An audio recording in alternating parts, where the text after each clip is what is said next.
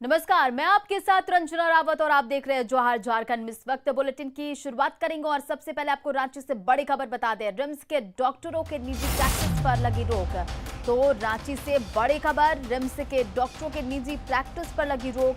स्वास्थ्य सचिव के नेतृत्व में 3 सदस्यीय जांच कमेटी का गठन किया गया। डॉक्टरों के प्राइवेट प्रैक्टिस पर नजर रखेगी कमेटी। रांची से आपको ये बड़ी खबर बता रहे हैं, रिम्स के डॉक्टरों के निजी प्रैक्टिस पर रोक लगी। स्वास्थ्य सचिव के नेतृत्व में 3 सदस्यीय जांच कमेटी का गठन हुआ है और डॉक्टरों के प्राइवेट प्रैक्टिस पर कमेटी नजर रखेगी।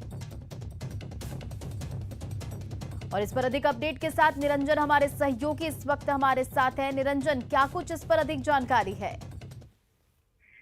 देखिए, रिम्स के डॉक्टरों को निजी प्रैक्टिस पर रोक लगाने के लिए पहले भी कमेटी के गठन हुआ था, लेकिन इस पर आमूलचूल परिवर्तन धरातल पर लागू नहीं किया गया था। लेकिन सख्त से सख्त कार्रवाई करने के लिए रिम्स प्रबंधन पूरी तरह तैयार है। स्वास्थ्य सचिव नितिन मदन कुलकर्णी ने 3 सदस्यीय टीम का गठन किया है। यह समिति रिम्स में कार्यरत डॉक्टरों के प्राइवेट प्रैक्टिस पर नजर रखेगी और इस दिशा निर्देश में काम करेगी कि आखिर रिम्स के डॉक्टर और कहां कहां काम करते हैं, क्योंकि जिस तरह से पिछले कई महीनों से रिम्स के बाहर जो हॉस्पिटल हैं यानी प्राइवेट हॉस्पिटल हैं, उसमें रिम्स के डॉक्टर प्राइवेट प्रैक्टिस भी करते पाए गए हैं। इसको लेकर के रिम्स प्रबंधन से लेकर के स्वास्थ्य विभाग पूरी तरह से एहतियात बरत लिया है कि किसी भी हाल में रिम्स के डॉक्टर को छोड़ा नहीं जाएगा। अगर काम करना है तो आप साफ तौर पर यह कहा गया है, आप काम कीजिए रिम्स में या तो फिर वीआरएस लीजिए। यही बड़ी बात आ रही है। जी निरंजन, देखिए, जो स्वास्थ्य सचिव के नेतृत्व में 3 सदस्यीय जांच कमेटी का गठन हुआ, उस कमेटी में कौन कौन है और क्या क्या जिम्मेदारियां सौंपी गई और कैसे नजर रखी जाएगी, क्या कुछ है इस पर अपडेट? रिम्स के डायरेक्टर हैं, रिम्स के सुपरिटेंडेंट हैं और स्वास्थ्य सचिव नितिन मदन कुलकर्णी, 3 सदस्यीय टीम का गठन किया गया। 3 सदस्य इसमें शामिल हैं। उसको लेकर के जो पूरी तरह से इसके पहले भी यानी 20 मार्च 2020 को जब कोरोना लगा था, लॉकडाउन पूरे देश में लगी थी, उसको लेकर के यह भी देखा गया कि जो प्राइवेट हॉस्पिटल में है, रिम्स के बाहर भी काम कर रहे हैं, उसको लेकर के रिम्स प्रबंधन पर भी सवाल उठा था कि आखिर यह डॉक्टर अपने दफ्तर में नहीं आते हैं, रिम्स में नहीं आते हैं। मरीज बार बार शिकायत भी किया था। इसको लेकर के स्वास्थ्य मंत्री बन्ना गुप्ता से मिला था। इसको लेकर के अभी डायरेक्टर नया आए हैं, यहाँ पे सुपरिटेंडेंट भी नया आया है और कुल मिलाकर के देखा जाए स्वास्थ्य महकमा में कई अधिकारी इसमें शामिल होकर के बैठक तो की थी। इसमें स्वास्थ्य सचिव जो विकास आयुक्त अरुण कुमार सिंह हैं, वह भी शामिल थे बैठक में। हालांकि जो टीम की गठन की गई है वह मदन कुलकर्णी के नेतृत्व में गठन किया गया है। इसमें 3 सदस्य शामिल हैं। अब यह देखना गया है कि इस सदस्यीय जो टीम का गठन किया गया उसमें और भी कई डॉक्टर हैं, उन डॉक्टरों का टीम बनाया गया, लेकिन जो सदस्य बनाया गया उसमें 3 लोग ही शामिल हैं। उसमें सुपरिटेंडेंट है और डायरेक्टर है और खुद सेक्रेटरी है जो पूरी तरह से मॉनिटरिंग करेंगे। जी निरंजन, इन तमाम जानकारियों के लिए शुक्रिया।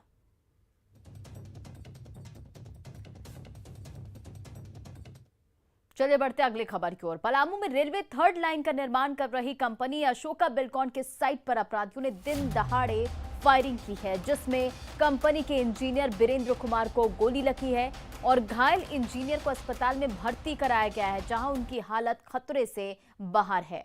घायल इंजीनियर बिहार के मोतिहारी का रहने वाला है और जानकारी के मुताबिक अपराधियों ने 5 राउंड फायरिंग की। आपको बता दें कि 2 महीने पहले भी अशोका बिल्डकॉन कंपनी के कैंप पर अमन साहू गिरोह के रंगदारी को लेकर फायरिंग की थी।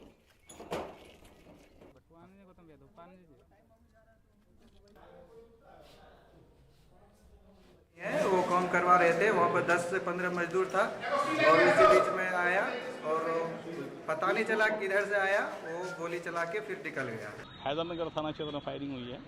वो अशोका बिल्डकॉन का एक पेटी कॉन्ट्रैक्टर है, उसके एक जो है स्टाफ को गोली लगी है, संभवतः वो इंजीनियर है, तो गोली जांग में लगी है। वो आदमी खतरे से बाहर है और हमारे अनुमंडल पुलिस पदाधिकारी और पुलिस की टीम वहाँ है और हम लोग शीघ्र ही इस कांड का उद्भेदन करेंगे और जैसे पहले हम लोगों ने गिरफ्तारी की थी। इधर राजधानी रांची में एसीबी की टीम ने बड़ी कार्रवाई की है। एसीबी की टीम ने रांची सदर पश्चिमी के इंस्पेक्टर मोहन पांडे के मुंशी को घूस लेते रंगे हाथ गिरफ्तार किया है। राजेश गोप को केस में मदद करने के नाम पर इंस्पेक्टर मोहन पांडे ने रिश्वत मांगी थी और ये पैसे वे अपने मुंशी के जरिए ले रहे थे। इसी की सूचना पर एसीबी की टीम ने मुंशी राकेश कुमार को 20,000 रुपए घूस लेते रंगे हाथ गिरफ्तार किया। एसीबी के एसपी ने कहा कि जांच के बाद इंस्पेक्टर मोहन पांडे पर भी कार्रवाई हो सकती है। रांची पश्चिमी सदर अंचल के पुलिस निरीक्षक मोहन पांडे के द्वारा एक केस में राजेंद्र गुप्त से 20,000 रुपया मदद करने के लिए लिया जा रहा था, जो उन्होंने अपने मुंशी राकेश कुमार मुंशी के मार्फत ले रहा था और 20,000 रुपया लेते हुए रंगे हाथ गिरफ्तार। बोकारो पुलिस ने 22 सितंबर को ललपनिया के विद्युत सब स्टेशन में लूटपाट मामले में 6 अपराधियों को गिरफ्तार किया है, जिनके पास से पिकअप वैन और 5 मोबाइल भी बरामद किया गया है। एसपी ने कहा कि इस मामले में एसआईटी का गठन किया गया था, जिसमें सरगना ताहिर अंसारी, अलाउद्दीन शेख, मौसमी खान, बबलू कुमार वर्णवाल और बालीडी इलाके से बलजीत कुमार सिंह को गिरफ्तार किया गया। आरोपियों के पास से लूट के 90 किलोग्राम एल्युमिनियम बिजली के तार, 97 किलोग्राम अमोनियम प्लेट, तांबे का तार समेत कई सामान मिला है। इसमें कि 6 अभियुक्त की गिरफ्तारी हो पाई है। सभी वहां महुदा धनबाद के रहने वाले हैं और इसमें हम लोगों ने उस 4 व्हीलर को भी रिकवर किया है, पिकअप वैन को, जिसको यूज़ करके उन्होंने चोरी का सामान यहाँ से ले गए थे। इसमें मोबाइल फ़ोन, एल्युमिनियम का तार और एल्युमिनियम का प्लेट्स और कुछ अन्य जो बिजली संबंधित जो इक्विपमेंट है उसकी रिकवरी हुई। गोड्डा के ललमटिया इलाके से अगवा सामाजिक रवि हेम्ब्रम को पुलिस ने सकुशल बरामद किया है। सूत्रों की माने तो रवि हेम्ब्रम को मुफस्सिल थाने में रखा गया है और एसडीपीओ उनसे पूछताछ कर रही है। आपको बता दें कि रवि हेम्ब्रम के अपहरण के खिलाफ ग्रामीणों ने सड़क जाम किया था।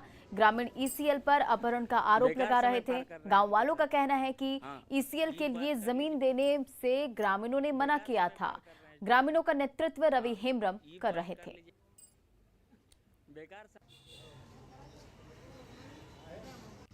जिस रवि हेम्ब्रम के अपहरण के बाद ग्रामीणों ने सड़क जाम किया था, उस रवि हेम्ब्रम को पुलिस ने बरामद कर लिया गया है।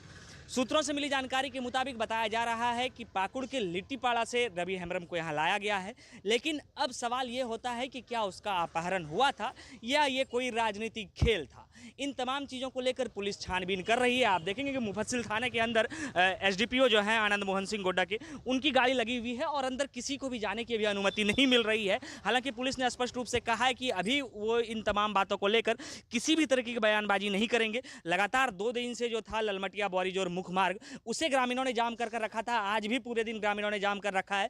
हालांकि शाम होते होते ही ये खबर आ गई है कि रवि हेम्ब्रम को पुलिस ने बरामद कर लिया गया है और हो सकता है कल इन तमाम चीज़ों को लेकर एसपी प्रेस कॉन्फ्रेंस कर और जानकारी दे कि ये अपहरण था या कोई राजनीतिक खेल चल रहा था। गौरव झा, न्यूज़ 18, गोड्डा। साहिबगंज में जैप 9 के महिला बैरक में फांसी के फंदे से महिला का झूलता हुआ शव मिलने के बाद सनसनी फैल गई है।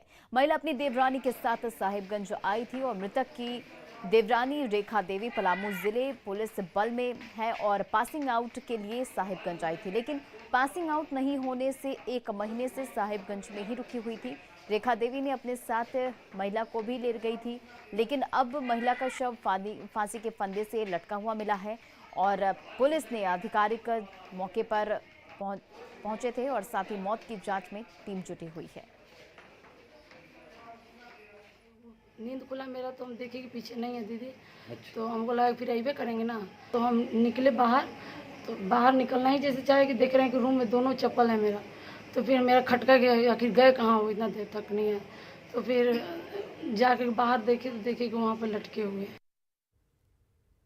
राज्य में गंदगी फैलाने वाले पर तीसरी आंख पैनी नजर रख रही है। जैसे ही कोई खुले में कचरे फेंकते सीसीटीवी कैमरे में कैद होता है तो एनफोर्समेंट टीम धावा बोल देती है। सुबह के समय फिराया लाल की सड़क पर ज्यादा चहल पहल नहीं, तभी कचरे की बाल्टी लिए महिला बाहर आती है और मौका देखते ही घर का सारा कचरा सड़क पर उड़ेल देती है, लेकिन महिला की ये गंदी हरकत तीसरी आंख में कैद हो गई है। जैसे ही रांची नगर निगम के कर्मचारियों की नजर महिला की हरकत पर पड़ती है, वैसे ही रांची नगर निगम की एनफोर्समेंट टीम उस मोहल्ले पर धावा बोलती है और गंदगी फैलाने वाले परिवार पर जुर्माना ठोक देती है।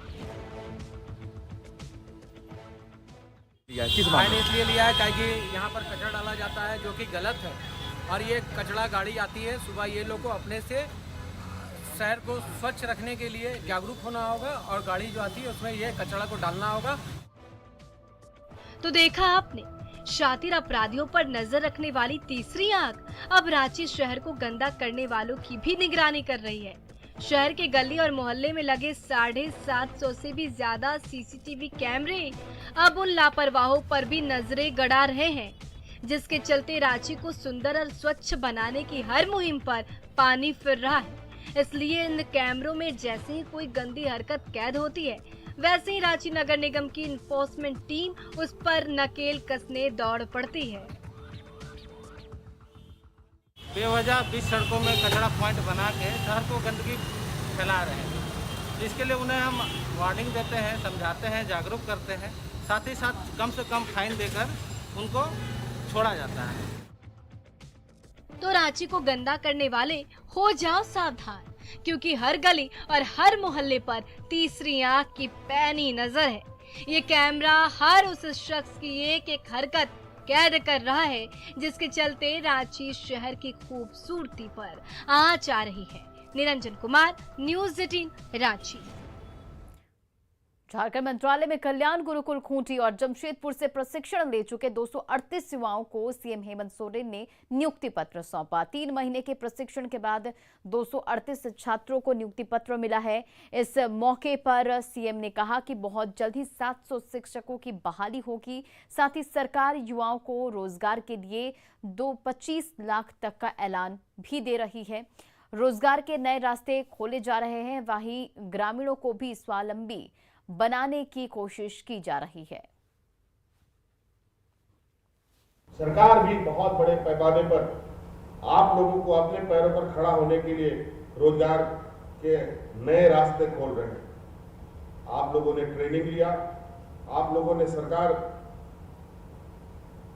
प्रजा फाउंडेशन के माध्यम से आपको रोजगार भी कम से कम 15,000 मिनिमम वेजेस पर, मिनिमम तनख्वाह पर आप काम करेंगे। 25 लाख रुपया तक का सरकार की तरफ से लोन आपको उपलब्ध कराया जाएगा सब्सिडी पर, और आप अपना दुकान, अपना व्यवसाय भी शुरू कर सकते हैं। झारखंड ओबीसी आरक्षण मंच के प्रतिनिधिमंडल ने आज आरक्षण की मांग को लेकर बीजेपी के प्रदेश अध्यक्ष दीपक प्रकाश से मुलाकात की। प्रतिनिधिमंडल ने एक ज्ञापन सौंपते हुए ओबीसी को 27% और अनुसूचित जाति के लिए 15% आरक्षण की मांग की। दीपक प्रकाश ने भी उनकी मांगों का समर्थन किया और हेमंत सोरेन सरकार को इस पर जल्दी फैसला लेने का आग्रह भी किया। वहीं ओबीसी मोर्चा ने भी कहा कि इसके लिए विशेष सत्र बुलाना चाहिए और इस पर सीएम हेमंत सोरेन को तुरंत फैसला लेना चाहिए। झारखंड ओबीसी आरक्षण मंच की मांग को जो साथी सहयोग करेगा, सर्वदलीय बैठक भी बुलाना चाहिए और हम लोग भी माननीय मुख्यमंत्री झारखंड ओबीसी आरक्षण मंच के प्रतिनिधि मंडल को आधिकारिक रूप से बुलाकर इस पर वार्ता करें, नहीं तो आने वाला समय राज्य के लिए 1990 का चीज दोहराएगा। यही हम कहना चाह रहे हैं। ये जो इनका मांग पत्र है, ये राज्य सरकार को करना है, हेमंत सोरेन जी की सरकार को करना है। अब हेमंत सोरेन जी इस पर विलंब क्यों कर रहे हैं, ये मुझे समझ में नहीं आ रहा, क्योंकि उनके घोषणा पत्र में भी था, उन्होंने चुनावी वादे भी किए थे। और मैं उनसे मांग करता हूं राज्य की सरकार से कि इस विषय पर राजनीति न करते हुए ठोस निर्णय लेने का वो काम करें। झारखंड कोलियरी मजदूर यूनियन की केंद्रीय कार्यकारिणी समिति की बैठक में कई महत्वपूर्ण फैसले लिए गए और केंद्रीय अध्यक्ष शिबू सोरेन की अध्यक्षता में ये बैठक मोरहाबादी के राजकीय अतिथिशाला में बुलाई गई। बैठक में तय किया गया कि कोलियरी मजदूर यूनियन को मजबूत करने के अलावा कामगारों को हक दिलाने के लिए अब जोर शोर से काम होगा। इसके लिए सीसीएल, बीसीसीएल और ईसीएल के प्रबंधन में मिलकर बातचीत की जाएगी और अगर बातचीत से हल नहीं निकला तो आंदोलन भी किया जाएगा। बैठक में मथुरा महतो, लोबिन हेम्ब्रम, विनोद पांडे के अलावा कोलियरी मजदूर यूनियन के कार्यकर्ता शामिल हुए। वो ECL का मामला हो, BCCL का मामला हो या CCL का मामला हो, इन तीनों कंपनियों में मजदूरों से संबंधित, कामगारों से संबंधित जो भी समस्याएं हैं उसको लेकर के और वहाँ के प्रबंधन से मिलने का काम किया जाएगा। उनके समस्याओं का निदान कैसे हो इस दिशा में उनसे बातचीत होगी और अगर बातचीत सकारात्मक नहीं होती है तो निश्चित रूप से आंदोलनात्मक रुख अपनाया जाएगा। इन्हीं सब विषयों पर आज यहाँ पर चर्चा हो रही है। कोल इंडिया ने अपने कर्मचारियों के लिए बोनस की घोषणा कर दी है और इस बार कोल इंडिया अपने कर्मचारियों को त्योहार के लिए 72,500 रुपए का बोनस दे रही है। पिछली बार ये बोनस 68,500 था, यानी कि इस बार पिछले साल की तुलना में 4,000 ज्यादा बोनस दिया जा रहा है। बोनस की घोषणा के बाद कर्मचारियों में काफी खुशी है। BCCL ब्लॉक 2 में काम करने वाले कर्मचारियों का कहना है कि जिस तरह उन लोगों ने कोरोना काल में जान जोखिम में डालकर काम किया और उन्हें उम्मीद थी कि बोनस 80 के आसपास मिलेगी, लेकिन इस बोनस से भी वे संतुष्ट हैं। आपका बोनस अगला बार की माने अपेक्षा इस बार बढ़िया दिया गया है और हम लोग यही बोलेंगे कि कंपनी हम लोग सही से काम करें और हम इसमें क्या बोलना चाहेंगे, मतलब खुश हैं। सोचा था कि कोरोना काल में हम लोग ने बेहतर प्रदर्शन किया था, कोल का काफ़ी प्रोडक्शन हुआ था, तो हम लोग के चाहत है कि 80,000 के आसपास मिलेगा, लेकिन 72,500 मिला है। इसमें भी हम लोग खुश हैं। गुमला में न्यूज 18 की खबर का बड़ा असर हुआ है। घाघरा में सरकारी योजनाओं का लाभ नहीं मिलने के बाद हार्ट अटैक से धनेश्वर राम की मौत मामले में जांच तेज हो गई है। SDO और BDO ने धनेश्वर राम की पत्नी से मुलाकात की और मामले की जानकारी ली। SDO ने कहा कि मामले की जांच में जो भी दोषी पाए जाएंगे उनके खिलाफ कार्रवाई की जाएगी। पत्नी है, उनके द्वारा आरोप लगाया गया है कि कुछ प्रखंड के कर्मी के द्वारा जो है उनसे घूस मांगी गई थी, जिसकी वजह से वो तनाव में थे और उसी कारण से उनका मौत हो गया, सदमे से मौत हो गई। पोस्टमार्टम नहीं हो पाया, इसीलिए किसी तरह का कंक्लूजन अभी कहना मुश्किल है, परंतु जो आरोप लगा है उस पर हम लोग जाँच करेंगे। हम लोग अभी अनुशंसा करेंगे उपायुक्तों की जो भी कर्मी इनमें इन्वॉल्व है, जिनके ऊपर इस तरह का आरोप लगा है, उसको तत्काल निलंबित करते हुए उसका गहन जांच उपरांत ही कोई निष्कर्ष पे पहुंचा जाए। भारत में टीकाकरण अभियान जारी है। वैक्सीनेशन की गति में कोई ब्रेक ना लगे और इसकी रफ्तार में और तेजी लाई जा सके, इसके लिए जोर शोर से देश भर में जागरूकता अभियान चलाया जा रहा है। सरकार का पूरा फोकस जल्द से जल्द 100% वैक्सीनेशन के लक्ष्य को हासिल करना है। यही वजह है कि सरकार हर मुमकिन कोशिश कर रही है। इसी कड़ी में सरकार ने अब ये फैसला लिया है कि जो लोग शारीरिक रूप से टीका केंद्र तक आने में सक्षम नहीं है, उन्हें घर पर ही टीका दिया जाएगा।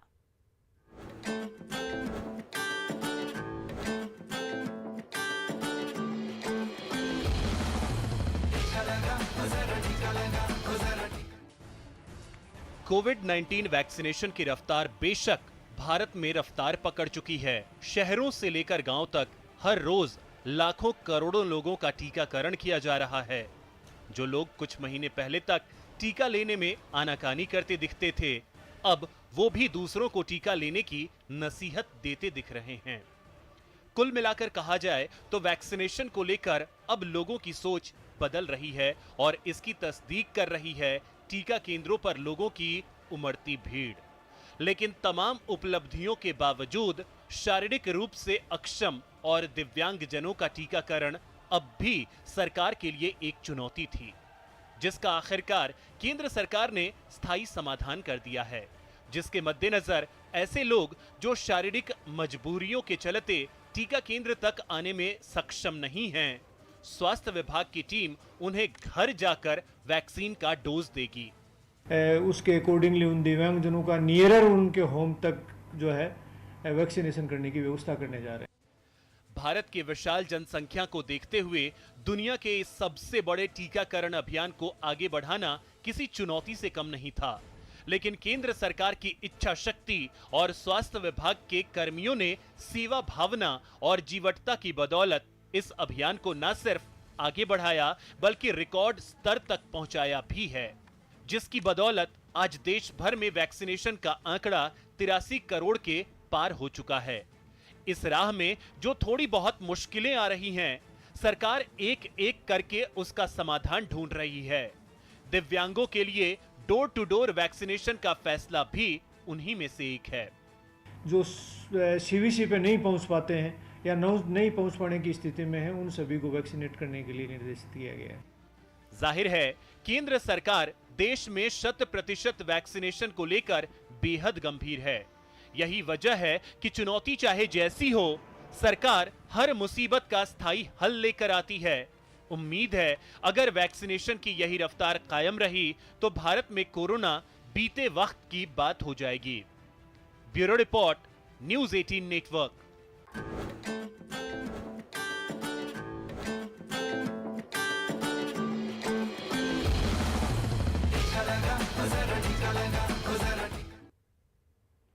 और जोहार झारखंड के इस बुलेटिन में फिलहाल इतना ही। आगे देखिए बहस बिहार की।